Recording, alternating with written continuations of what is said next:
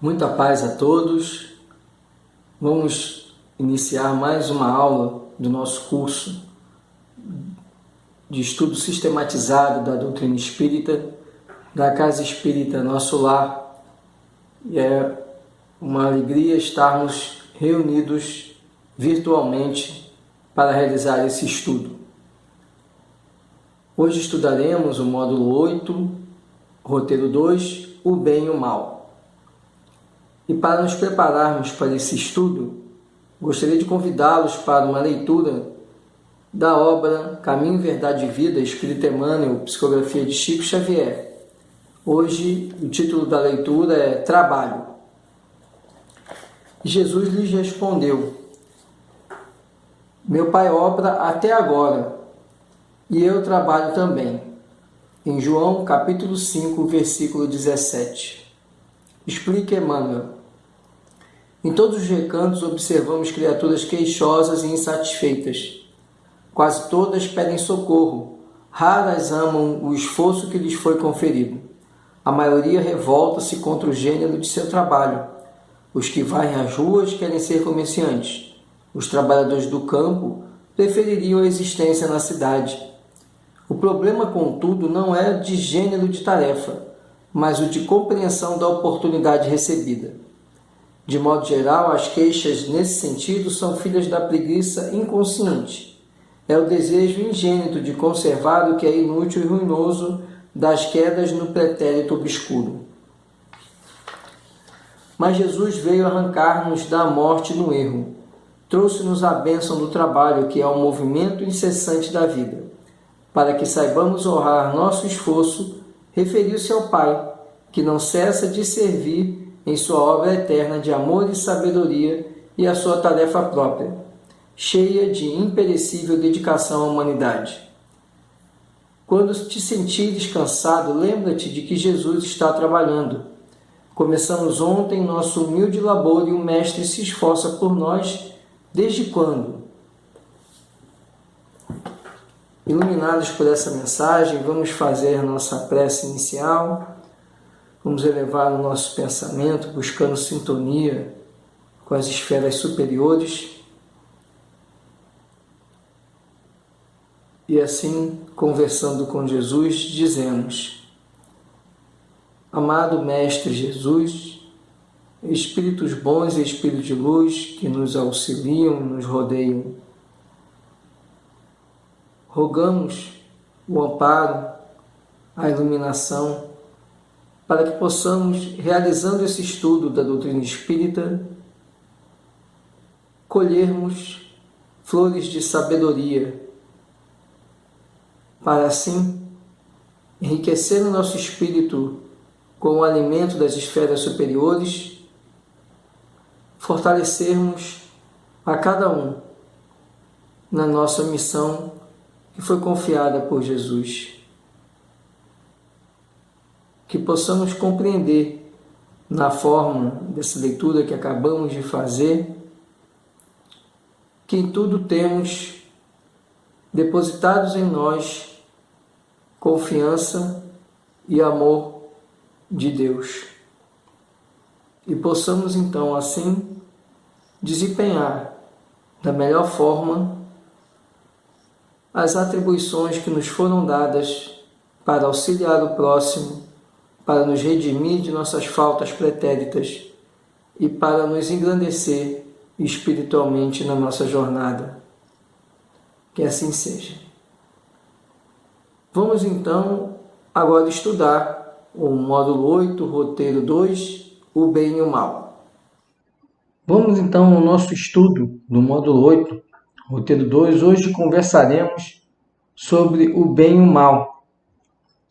E a primeira questão que nós devemos refletir é sobre o que é o bem. E essa questão foi perguntada por Kardec no Livro dos Espíritos, na questão 630.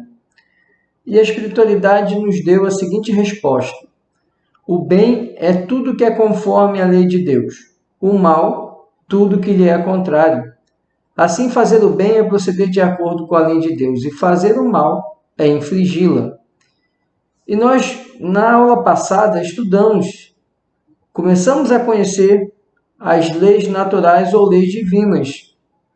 Portanto, não praticar o bem, não fazer o bem, é infringir aquelas leis divinas que nós ainda vamos conhecer, mas que nós tivemos a ideia das características principais das leis divinas. A imutabilidade, a permanência delas por toda a existência, desde a origem dos tempos, a abrangência delas sobre todo o universo, sobre toda a criação. Isso são características da lei divina. E é justamente a lei divina, cumprir a lei divina é praticar o bem. Contrariar a lei divina, se afastar da lei divina, é praticar o mal. E como que podemos, então, proceder corretamente? Pergunta Kardec. Podemos extrair esse questionamento da explicação de Kardec na questão 629. O homem procede corretamente quando faz tudo pelo bem de todos, porque então cumpre a lei de Deus. Para isso, é fundamental que o homem saiba distinguir o bem do mal. Então, Kardec nos coloca aqui que para nós fazermos aquilo que é correto, precisamos praticar o bem constantemente, ininterruptamente. A prática do bem constante, que é justamente o cumprimento da lei divina, da lei de Deus, que é o caminho da correção. Mas para nós fazermos isso é preciso distinguirmos o bem do mal. Porque através dessa distinção é que nós saberemos como estamos agindo e se nossa atitude está conforme as leis de Deus. Então, como que eu vou fazer essa distinção? Pergunta Kardec na questão 632 do Livro dos Espíritos. E a espiritualidade explica para Kardec. Tendo como referência o próprio ser humano, é que nós vamos distinguir o bem do mal. Nós somos espelhos de nós mesmos. Nós, na convivência com o nosso semelhante, é que vamos compreendendo o que é o bem e o que é o mal. Jesus vos disse, vede o que gostarias que vos fizesse, ou não vos fizesse. Tudo se resume nisso, não vos enganareis. A lição de Cristo, e que a espiritualidade nos lembra na questão 632, nos permite compreender, então, que tudo aquilo que nos ofende, tudo aquilo que ofende nosso próximo, tudo aquilo que fere a nós ou nosso semelhante, é mal. Porque toda vez que eu faço algo que agrada ao meu semelhante, eu estou praticando bem. Toda vez que eu estou fazendo algo em sintonia com a lei divina e que se regozija meu semelhante, que faz bem ao meu semelhante, eu estou praticando bem. O contrário vai me dizer quando eu estou praticando mal. Então, quando eu faço alguma coisa, a primeira coisa que nós precisamos nos questionar é se nós gostaríamos que aquilo ocorresse conosco. Se nossa resposta é sim, estamos praticando bem. Se nossa resposta é não, é porque fizemos algo que não é bom, algo que é mal.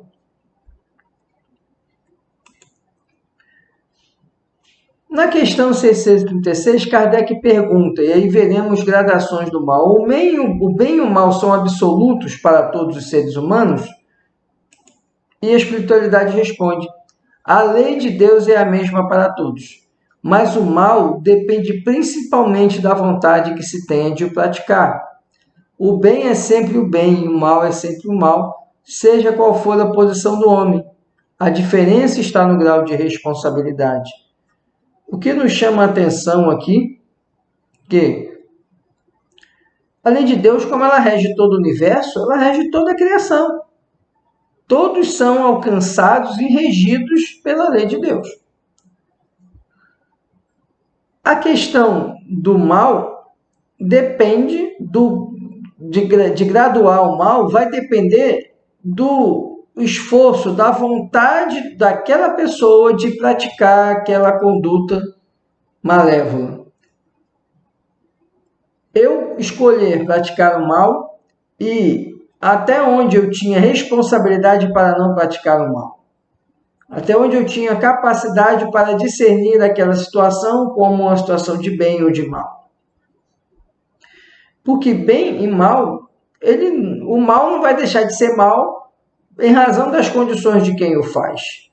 Mas a responsabilidade por esse mal vai variar de acordo com as minhas capacidades. É isso que a espiritualidade está querendo dizer. A diferença está no grau de responsabilidade. Eu não posso exigir de uma criança uma responsabilidade de um discernimento que ela ainda não tem.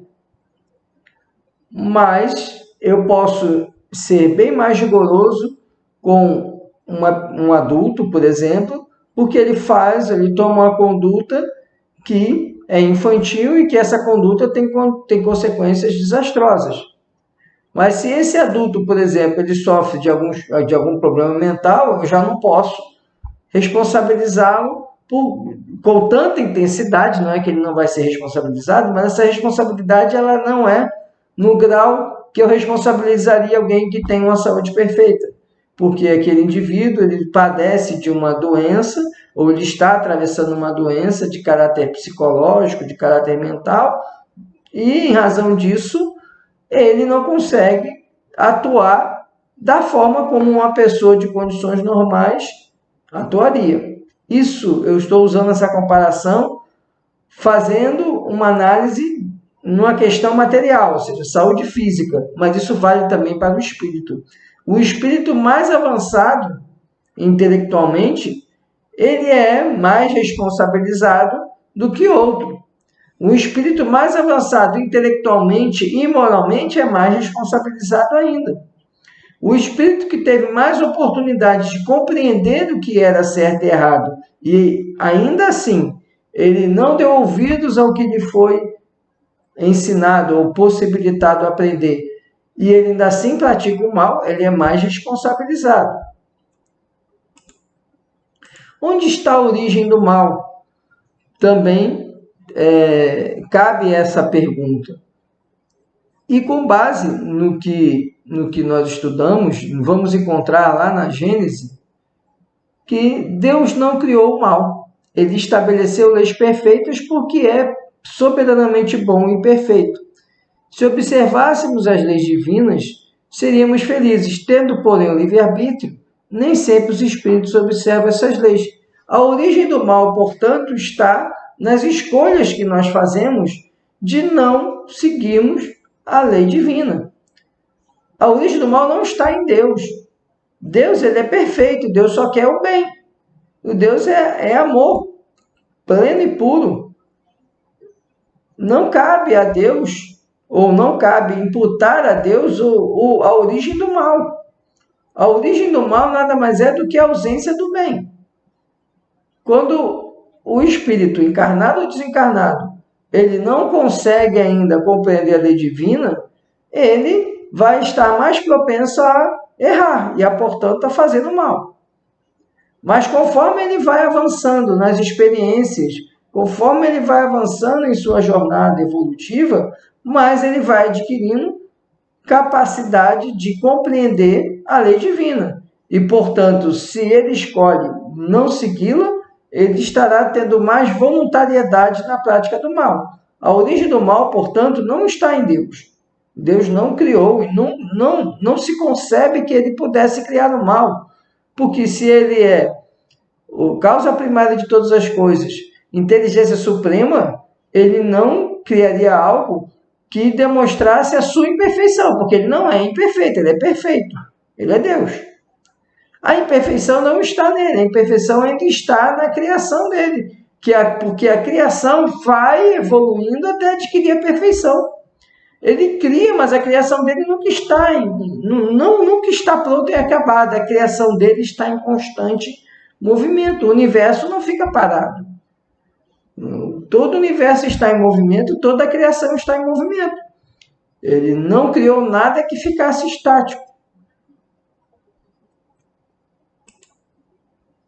A origem do mal, portanto, ele está nos homens. A sublimidade, grandiosidade da virtude está no sacrifício do interesse pessoal pelo bem do próximo, sem pensamento oculto. A mais meritória é a que assenta na mais desinteressante caridade. Por outro lado, o sinal mais característico da imperfeição é o interesse pessoal. Portanto, o homem ele vai praticar o mal quando ele justamente agir levado pelos seus interesses pessoais e não levado pelo amor ao próximo, pelo interesse de contribuir com a criação divina no progresso da coletividade. Quando ele volta-se tão somente para si e busca só a satisfação do seu interesse, ele faz com que fique mais propenso a escolher o caminho ou cometer atos maus. Por quê? Porque o egoísmo, quando ele olha para si, isso é uma atitude egoísta. Quando ele olha para si, ele abre caminho para a sombra do egoísmo e potencializa essa sombra. E ao escolher essa postura, ele certamente vai estar se afastando de uma lei divina, que é a lei do progresso. Nós veremos as leis divinas e essa percepção de bem e mal vai ficar bem mais clara quando nós estudarmos e compreendermos cada uma das leis divinas. Portanto, a origem do mal está na imperfeição, que é uma característica ainda de nós, espíritos encarnados no planeta Terra. As principais causas dos males. Quais são as principais causas dos males? E vamos encontrar isso lá no Livro dos Espíritos, na questão 917, na questão 785. O orgulho e o egoísmo constituem as duas imperfeições que mais impedem o progresso do homem. Mas das duas, a mais difícil de se desenraizar é o egoísmo, porque deriva da influência da matéria. O egoísmo assenta na importância da personalidade. Então, lá na questão 785, nós temos essa compreensão de que o orgulho e o egoísmo são as imperfeições que mais atrasam o homem. Portanto, a origem do mal está no orgulho e no egoísmo.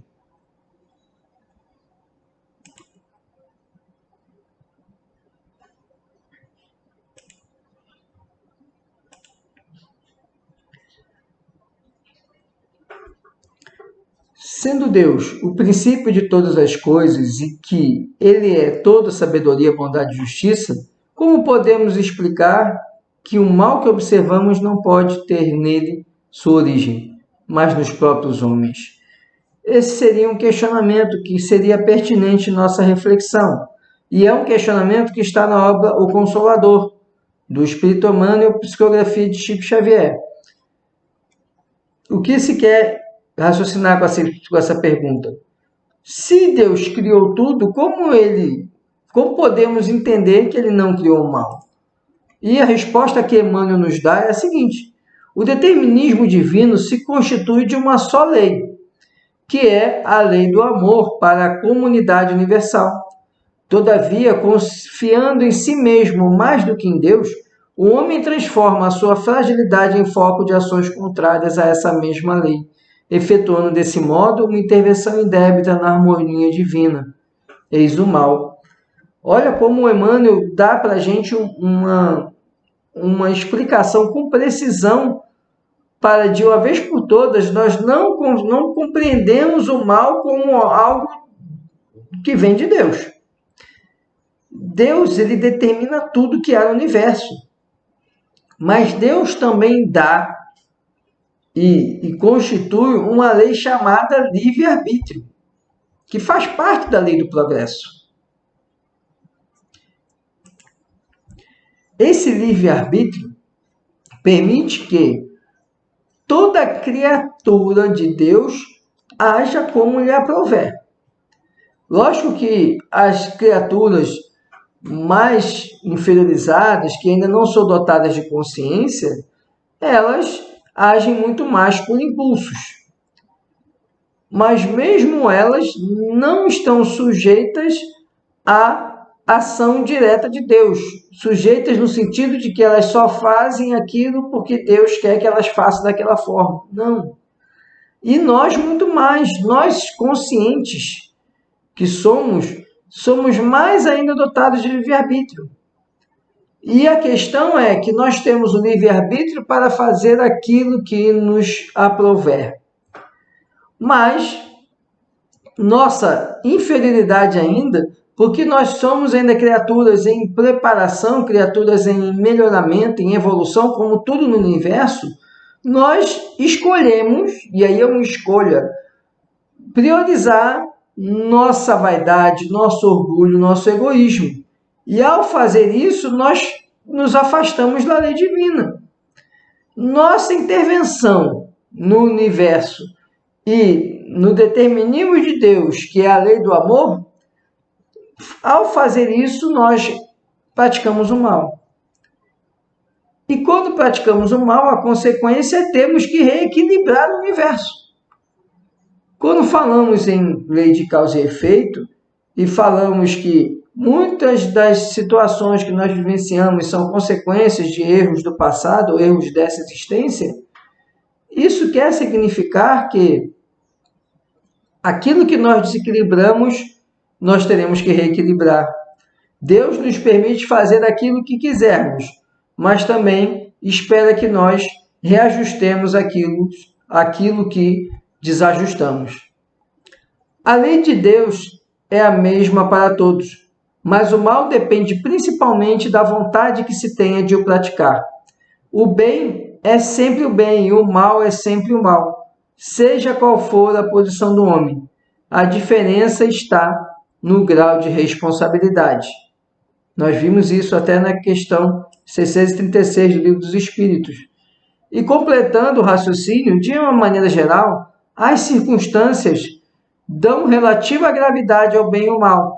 Por exemplo, um homem esclarecido que comete uma simples justiça é mais culpado aos olhos de Deus do que o selvagem ignorante que se entrega aos seus instintos. Então, o que nós podemos tirar desses dois slides? Que mal vai ser sempre mal. O que vai diferenciar, como nós já vimos, é a responsabilidade por esse mal.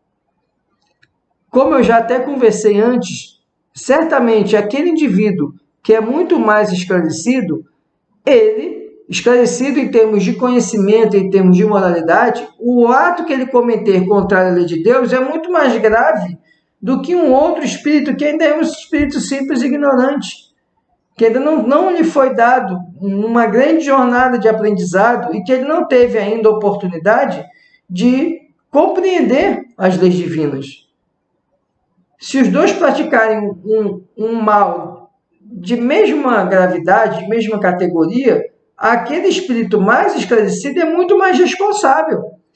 Deverá fazer um esforço muito maior para restaurar aquilo que ele desequilibrou. Enquanto aquele outro espírito, mais ainda iniciando, mais atrasado no sentido de menos jornada espiritual, ele vai resgatar aquilo, mas de uma maneira menos severa do que aquele outro espírito mais avançado e que não compreendeu ainda ou não quis dar ouvidos à lei divina. Segundo os espíritos superiores, o mal recai sobre aquele que foi o causador. Assim, o homem que é levado a praticar o mal pela posição em que seus semelhantes o colocaram é menos culpado do que aqueles que causaram esse mal, porque cada um será punido não só pelo mal que haja feito, mas também pelo mal que tenha provocado. Veja, a lei divina ela é perfeita. Então, não se pode imaginar que a gente vai conseguir burlar ou vai conseguir enganar Deus. Não vamos. Ele é a origem de tudo. Ele é a inteligência suprema. Por mais que a gente seja inteligente, a gente não é nem um grão da inteligência divina. Então, a gente nunca vai enganar Deus. Impossível isso. Então, muitas vezes, aqueles que de uma maneira velada atuam para que o mal aconteça, para que alguém pratique o mal, são tão responsáveis quanto o indivíduo que efetivamente toma a ação. Então, é o que a espiritualidade coloca aqui. Se ele foi levado àquela situação, mas em razão de uma atuação maquiavélica de outros que acabaram induzindo ele que ele praticasse o mal, ele vai ser responsabilizado, mas aqueles que arquitetaram tudo para que o mal acontecesse, aqueles que o influenciaram, aqueles que o dirigiram para que ele praticasse o mal, serão muito mais responsabilizados, porque eles não só contribuíram para o mal, como eles usaram-se de um terceiro, de uma outra pessoa, para que ela praticasse o mal que eles não tiveram coragem de praticar. Não que eles tivessem que ter coragem de praticar, mas porque eles deveriam demover, era impedir a prática do mal e não incentivá-la.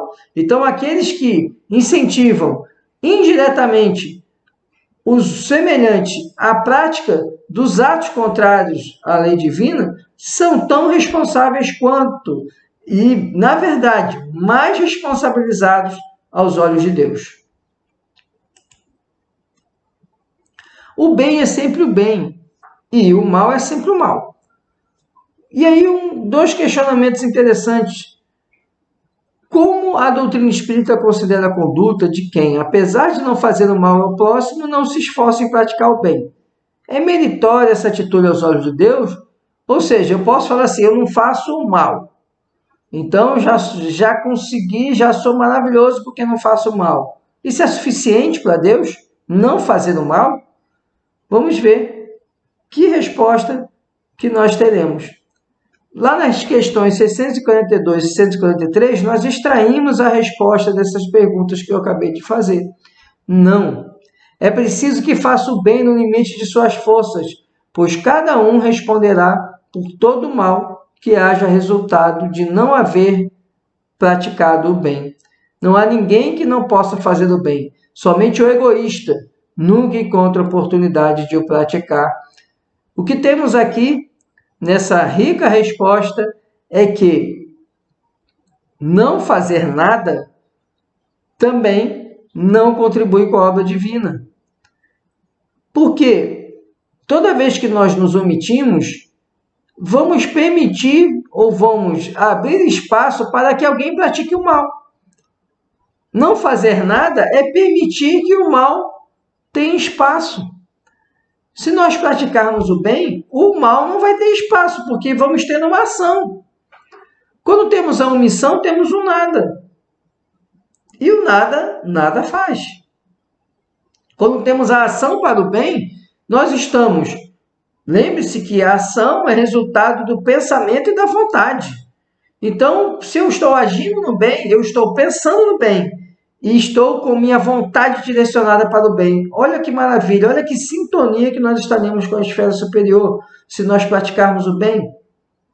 Agora, quando nós não fazemos nada, nós não estamos sintonizados com as esferas superiores. Estamos aqui na frequência, acessível aos espíritos de categorias mais inferiores, porque nós não estamos com o nosso pensamento e nossa vontade direcionada para as esferas mais elevadas. Praticar o bem é manter a sintonia com as esferas superiores. E aí a espiritualidade diz, não há ninguém que não possa fazer o bem. Muitas vezes nós pensamos no bem só com a caridade material. Nós achamos que fazer o bem é estar a todo momento oferecendo um prato de comida ao nosso semelhante. É importante? É. A caridade material, principalmente no nosso mundo, que é o mundo material, nós estamos ainda no mundo onde o corpo físico é muito material e depende da matéria. Então, o alimento é fundamental para a manutenção da vida, para a manutenção da saúde. Mas isso não é suficiente. Mesmo aqueles que não têm a caridade, não têm condições de praticar o bem no aspecto material, no aspecto de fazer doações, de auxiliar o próximo, pode praticar o bem o tempo todo.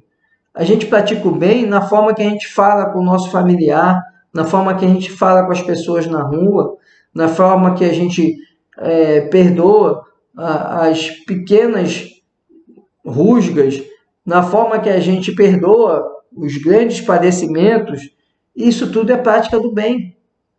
Então, o bem, não há quem não possa fazer o bem.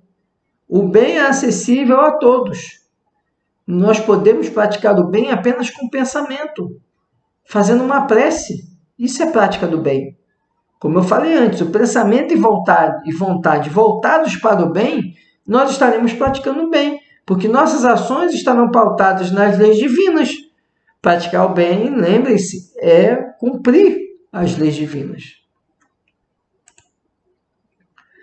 Tendo o homem que progredir, os males a que se acha exposto são um estimulante para o exercício da sua inteligência, incitando-o a procurar os meios para evitá-lo. Se ele nada houvesse a temer, nenhuma necessidade o induziria a procurar o melhor. Não sendo Deus a causa desses males, qual seria, né, indique a origem e as consequências para a humanidade desses males? Isso aí é extraído da obra A Gênese. E quais então seriam os males para a humanidade? E aí a resposta que teríamos seria: a origem dos males está no próprio homem, que, induzido pelo orgulho, egoísmo, ambição, cupidez e seus excessos, em tudo infringe a lei do amor, um dos pilares da lei divina. Envolvidos nesses sentimentos inferiores, produzem guerras, calamidades, dissensões, injustiças, enfermidades, entre outros males que afligem a humanidade. Então, tudo aquilo que nós vemos, que a humanidade padece, é a origem do próprio homem. É ainda o homem aferrado ao orgulho, egoísmo, ambição e cupidez, e com esses excessos, fazendo com que tudo de mal aconteça ao próprio homem. Então, a origem dos males está na imperfeição do homem e na vontade do homem de ainda agir de modo imperfeito. Deus promulgou leis plenas de sabedoria, tendo por único objetivo o bem. Se o homem se conformasse rigorosamente com as leis divinas, não há duvidar que se pouparia aos mais agudos males e viveria ditoso na terra. Sendo o homem responsável pelo seu próprio destino, ao seguir o caminho do mal, o que pode fazê-lo mudar de rumo? O que o homem pode fazer para não praticar o mal, para praticar o bem? Vamos ver a resposta a esse questionamento. Deus, na sua infinita bondade, pôs o remédio ao lado do mal. Chega um momento em que o excesso do mal moral torna-se intolerável e impõe ao homem a necessidade de mudar de vida. Instruído pela experiência, ele se sente compelido a procurar no bem o remédio. Quando toma melhor caminho, é por sua vontade e porque reconheceu os inconvenientes do outro. A necessidade o constrange a mudar. Isso está na obra A Gênese. Então, apesar do mal existir, o mal ele não permanece. Porque se o mal é consequência da imperfeição do homem, o homem ele vai chegando um momento em que ele vai adquirindo conhecimento, adquirindo moralidade e vai percebendo que o mal não lhe completa, que o mal não lhe favorece. E ele é compelido, ele é levado, induzido, forçado. Não, veja, Deus é amor absoluto. Não, ele não é forçado de uma maneira constrangedora. Ele mesmo, através da consciência, ele percebe que não deve permanecer naquela conduta equivocada. Ele mesmo percebe que precisa mudar o seu comportamento.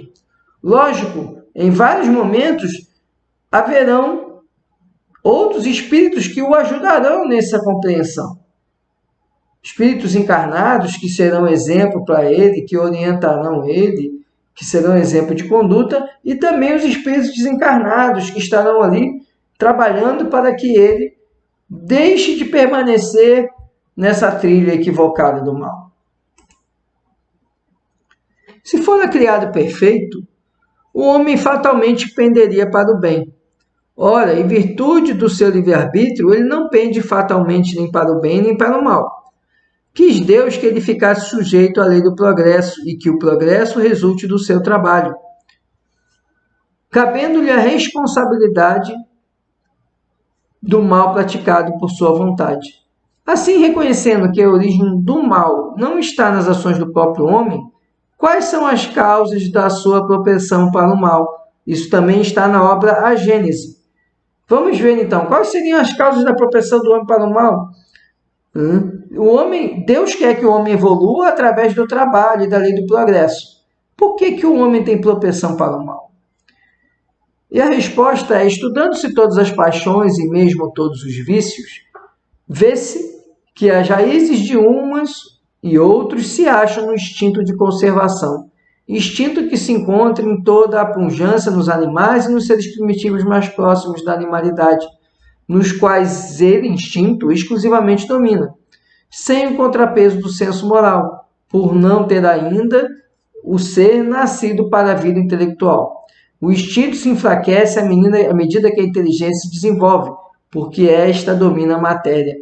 Veja, o mal, ele existe, portanto, em razão de nós deixarmos prevalecer sobre nós o instinto, que é algo ligado à nossa animalidade, algo ainda intrínseco ao espírito que ainda é mais inferiorizado, mais imperfeito, que é o espírito que acaba, ou que recentemente ingressou na condição de espírito. Todos os espíritos são criados simples e ignorantes, e eles possuem o princípio vital, que é aquilo que faz mover o corpo físico, e o princípio inteligente. Esse princípio inteligente, ele é potencializado, como nós já estudamos, à condição de espírito, mas ele tem lá todos aqueles instintos ainda. Enquanto o simples ignorante, ele está mais ainda, ele é mais instinto, ou apesar de já ter a capacidade de discernimento. Mas conforme o espírito vai avançando, é que essa capacidade de discernimento vai ficando mais presente. A questão que Kardec nos coloca na Gênese é que toda nossa imperfeição é consequência ainda da nossa baixa, da nossa pequena evolução. Quando nós conseguimos, conforme nós vamos dominando o instinto, aí a importância do autoconhecimento. Então, aquele impulso que eu tenho de raiva é um impulso mais animalidade. Eu preciso ter a sabedoria, o controle de meus impulsos para que eu possa evoluir espiritualmente. O domínio desses impulsos, o domínio dessas sombras, que nós chamamos de sombra, que nada mais são do que esses impulsos ainda instintivos, é que vai fazer com que nós consigamos evoluir. Porque aí o instinto já não vai existir no espírito. O espírito já vai ser só inteligência, só moralidade, só consciência. E quando eu digo aqui inteligência, eu estou querendo dizer a questão da evolução do espírito, como enquanto conhecimento e evolução enquanto moralidade. Aqui não tem nada a ver com capacidade intelectual. É evolução em conhecimento e evolução em moralidade. Esse conjunto de evoluções é que vai permitir que o espírito ele domine cada vez mais os instintos a ponto de que eles não afetem mais esse espírito. E fazendo isso, ele avança nessa capacidade de praticar o bem, porque ele vai compreender mais a lei divina e vai praticar mais a lei divina. E vamos à nossa mensagem final, que está no nosso material. O bem é o único determinismo divino dentro do universo. Determinismo que absorve todas as ações humanas para assinalar com o sinete da fraternidade, da experiência e do amor. Portanto, nós somos criaturas determinadas por Deus a praticar o amor e a caridade. Ainda não o fazemos em razão das nossas imperfeições, mas a criação divina, toda ela ruma para o bem. E precisamos compreender que aprendendo as leis divinas, sabendo o que fazer para cumpri-las, é que nós estaremos aprendendo a caminhar na seara do bem. Esse era o conteúdo que tínhamos para estudar. Vamos ao encerramento da nossa aula. Meus amigos, estamos agora então encerrando o nosso estudo, na certeza de que aquilo que nós desenvolvemos hoje de conteúdo foi extremamente importante para nosso melhoramento. Compreender o bem e o mal, e que somente a nós é dado a faculdade de sempre trilhar o caminho do bem, e que o mal nada mais é do que a ausência do bem e do que os equívocos que compreendemos e que empreendemos quando deixamos de trilhar esse caminho do bem, nos fortalece para que sejamos mais vigilantes em nossas atitudes. Vamos então, encerrando esse nosso estudo, fazer nossa prece final.